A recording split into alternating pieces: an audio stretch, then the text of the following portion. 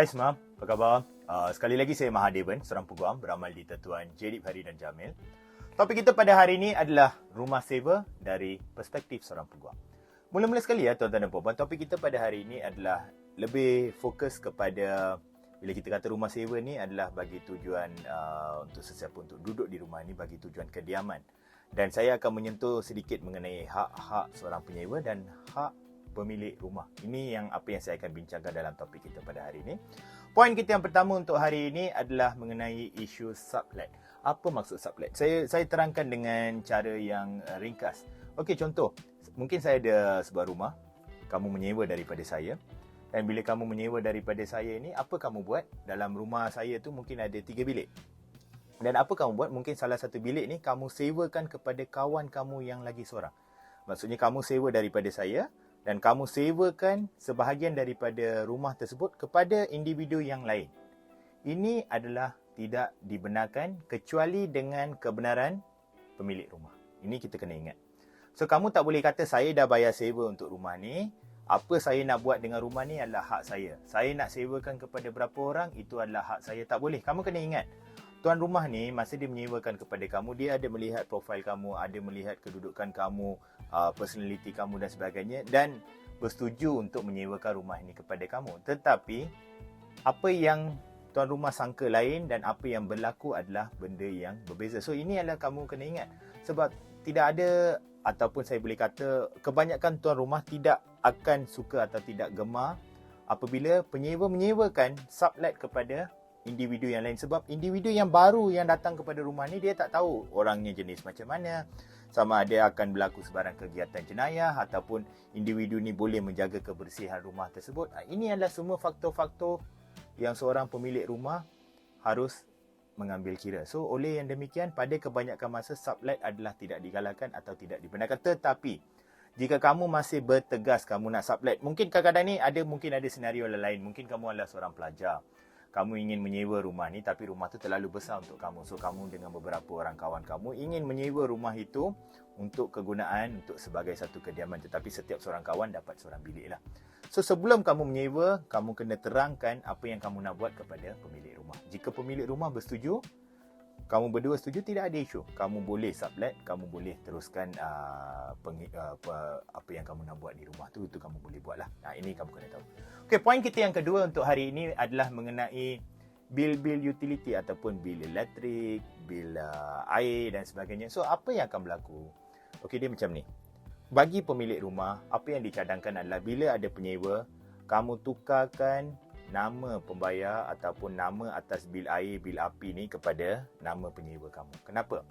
Jika penyewa kamu ni tak bayar, kamu tidak akan dipertanggungjawabkan. So, bila penyewa yang menyewa, atas bil memang nama dia. Kalau dia tak bayar, pihak Tenaga Nasional atau pihak Syabas ke atau pihak Bekalan Air boleh mengambil tindakan terhadap penyewa dan bukan terhadap pemilik rumah. Ini adalah sesuatu yang kamu boleh buat untuk melindungi diri kamu. Tetapi bagi pihak penyewa pula, kadang-kadang ni, biasanya ni saya selalu lihat di kondo lah.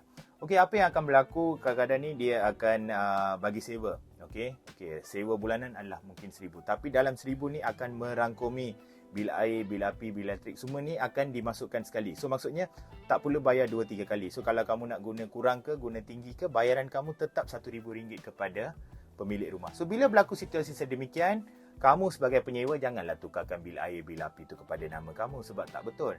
Biar pemilik rumah yang meneruskan pembayaran. Sebab mungkin kamu bayar dengan tepat setiap bulan kepada pemilik rumah, tapi pemilik rumah tak bayar bil air, bil api. Dan last kamu yang bertanggungjawab. Ini adalah lagi satu poin yang kamu kena ambil maklum supaya tidak ada isu yang berbangkit kelak lah. Tetapi jika penyewa tidak membayar, nama di bil elektrik ataupun bil air adalah nama pemilik.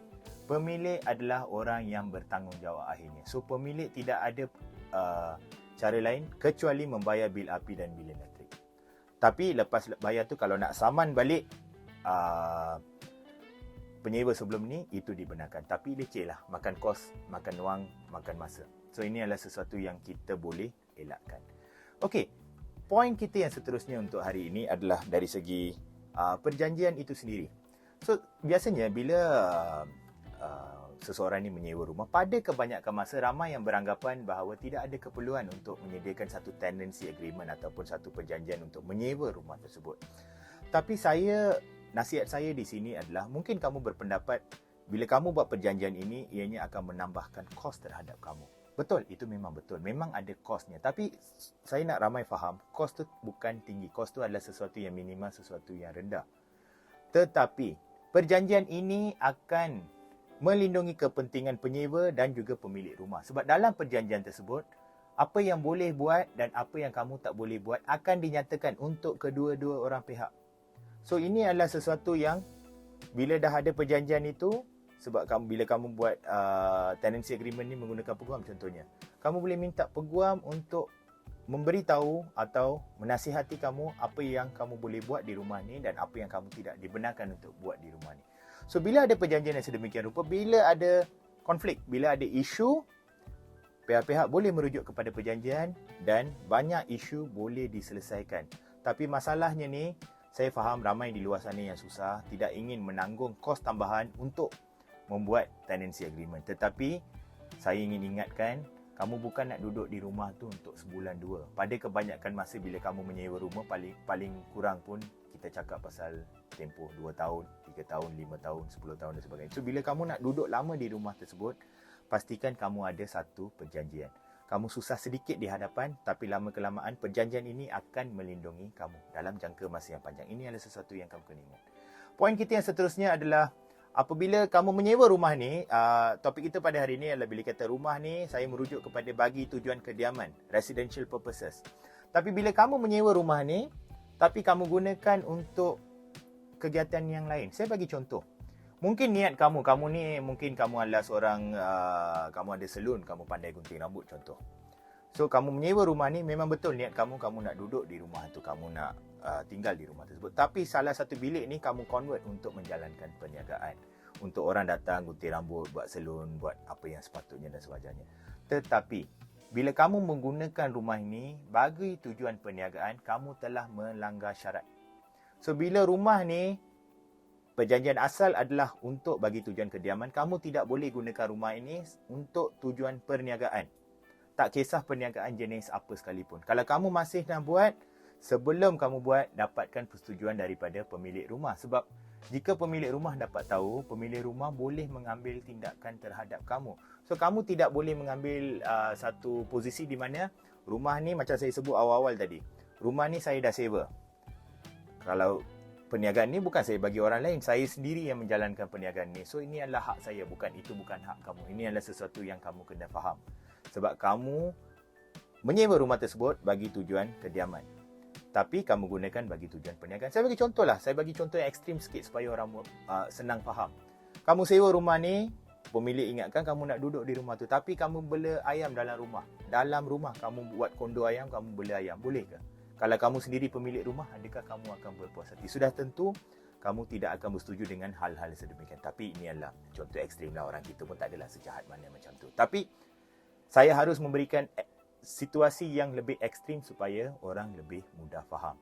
So, macam saya sebut tadi, bila kamu nak menjalankan perniagaan, itu adalah tidak dibenarkan. Sekian saja daripada saya. Semoga apa yang saya sampaikan hari ini dapat sedikit sebanyak membantu tuan-tuan dan puan-puan untuk membuat satu keputusan dan terpelajar. Macam biasa, sekiranya ada sebarang persoalan, sila ajukan. Saya akan cuba yang terbaik untuk menjawab. Dan semoga kita berjumpa lagi dalam episod yang akan datang. Terima kasih.